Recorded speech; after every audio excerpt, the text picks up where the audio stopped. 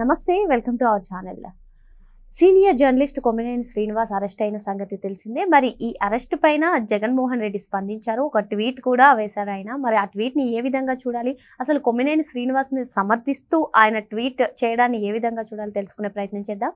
దీన్ని విశ్లేషించడానికి మనతో పాటుగా ఉన్నారు యూట్యూబర్ వైజాగ్ సత్య గారు. నమస్తే అండి. నమస్తే.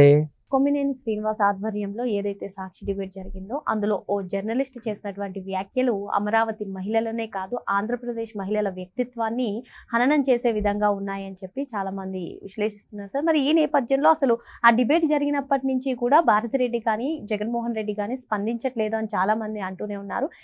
అసలు దాని మీద స్పందించకుండా కొమ్మినేని శ్రీనివాస్ అరెస్ట్ అయిన వెంటనే జగన్మోహన్ రెడ్డి స్పందించడాన్ని ఏ విధంగా చూడాలి? దీన్ని మనం బ్యాడ్ పాలిటిక్స్ అనుకోవచ్చు, డర్టీ పాలిటిక్స్ అని కూడా అనుకోవచ్చు. అసలు జర్నలిస్ట్ అంటే ఎవరు? ప్రభుత్వానికి ప్రజలకి మధ్యలో ఒక వారధిలా ఉండాలి, బ్రిడ్జ్ లాగా. ప్రజల యొక్క సమస్యలని ప్రభుత్వానికి తీసుకెళ్ళాలి, తద్వారా ప్రభుత్వం చేత ఆ పనులన్నీ చేయించుకోవాలి. ఈ కొమ్మినేని శ్రీనివాస్ అనే వ్యక్తి చాలా senior most journalist. Almost 30 to 40 years అవుతుంది.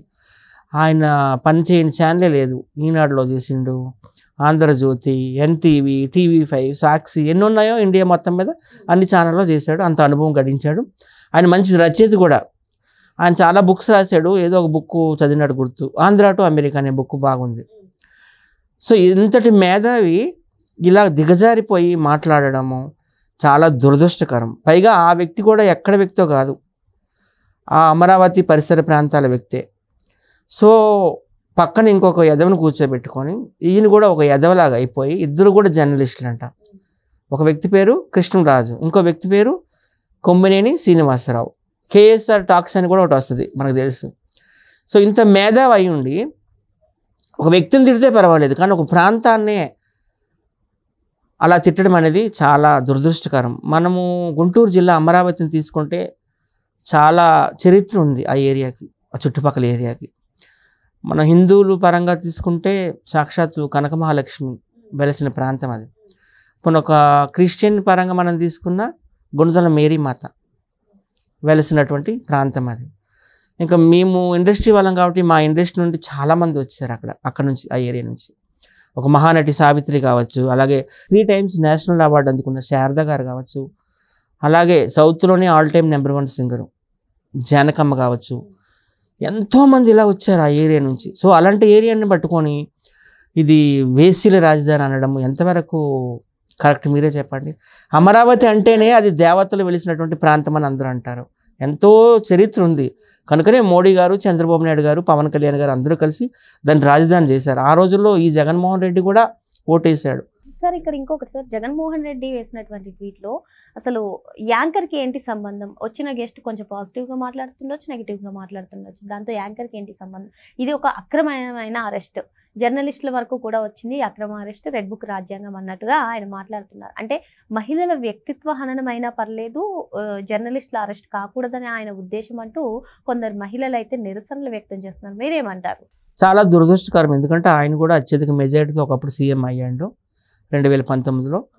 ఆయన ఇలాగా మహిళలను తిట్టే వాళ్ళని, మహిళలు కించపరిచే వాళ్ళని సపోర్ట్ చేయడం అనేది చాలా దురదృష్టకరము.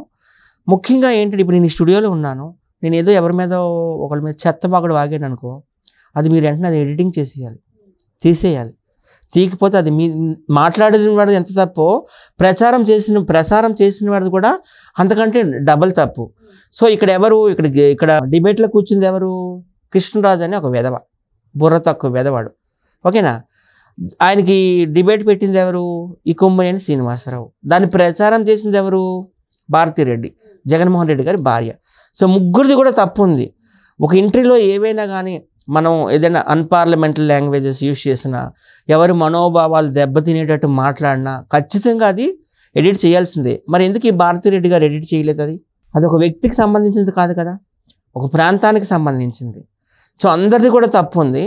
ఈ జగన్మోహన్ రెడ్డి ఎవరోకి సపోర్ట్ చేస్తారో మీ అందరూ తెలుసు. మొన్న మనం తీసుకుంటే గుంటూరు జిల్లా ఇదే ప్రాంతం తెనాలిలో మొత్తం 3 గంజాయి బ్యాచ్ ఉన్నారు.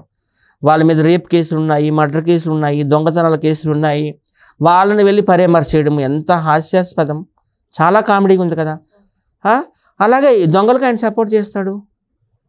ఈ కొమ్మినేనికి మాత్రం కొమ్ములు విరిచేయాలండి. ఎందుకంటే కొడతారు, ఆడవాళ్ళ చీపులతో కొడతారు, ఆడవాళ్ళ చెప్పులతో కొడతారు ఆయన కనిపిస్తే. హైదరాబాద్లో ఎక్కడో దాక్కుంటే పట్టుకున్నారు, అరెస్ట్ చేశారు. ఇప్పుడు అక్కడికి అదే అమరావతి ప్రాంతానికి తీసుకెళ్లారు, లోపల కూడా వేశారని విన్నాను. చాలా సంతోషం. చేసే సమయంలో కూడా ఆయన అక్రమ అరెస్ట్, సీనియర్ సిటిజన్ అంటూ కూడా వైసీపీ నేతలు మాట్లాడుతున్నారు. ఏంటి అంటే సీనియర్ సిటిజన్స్ అయితే మర్డర్లు చేసి వచ్చా, రేపులు చేసి వచ్చా, దొంగతనాలు చేసి, ఫ్రాడ్ చేసి వచ్చా? ఆయన ఎంత సీనియర్ మోస్ట్ నేను ముందు స్టార్టింగ్లో చెప్పాను. కానీ ఆయన అంత మేధావి ఏమి ఇప్పుడు పిచ్చోడు అయిపోయినాడా?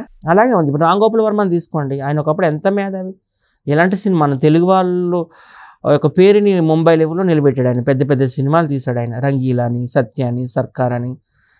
ఆయన ఇప్పుడు ఎంత పిచ్చి పిచ్చిగా మాట్లాడుతున్నాడు, పెయిడ్ ఆర్టిస్ట్ అయిపోయినాడు కదా ఆయన.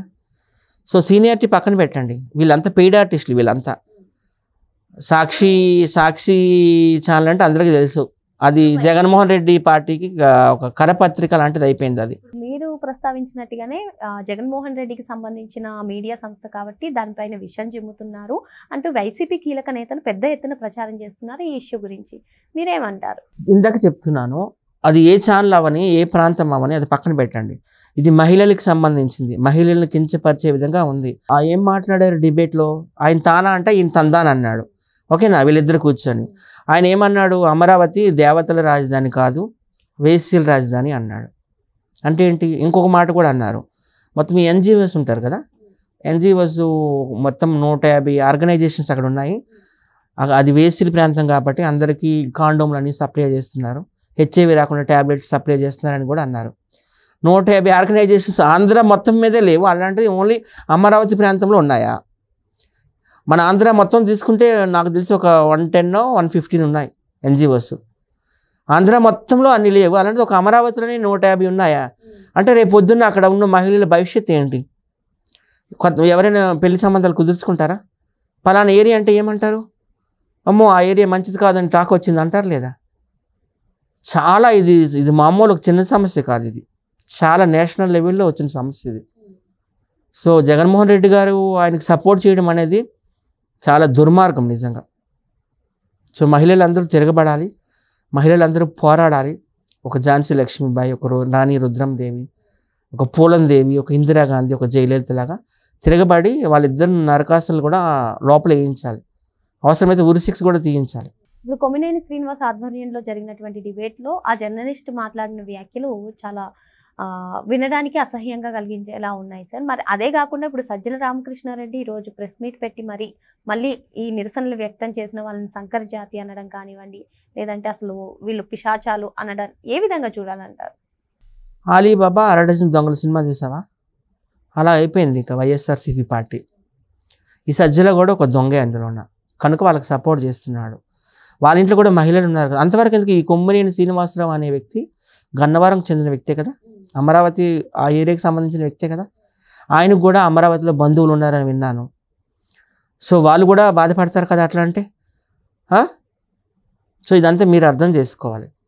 మరి మొత్తానికి అమరావతి ప్రాంతం పైన, ఆంధ్ర రాష్ట్ర మహిళల పైన ఇటువంటి వ్యాఖ్యలు చేయడం సరికాదని, అటువంటి వ్యాఖ్యలు చేసినప్పుడు జగన్మోహన్ రెడ్డి వాటిని సమర్థించడం సరికాదని చెప్పి సత్య గారు చెప్తున్నారు. Thank you so much.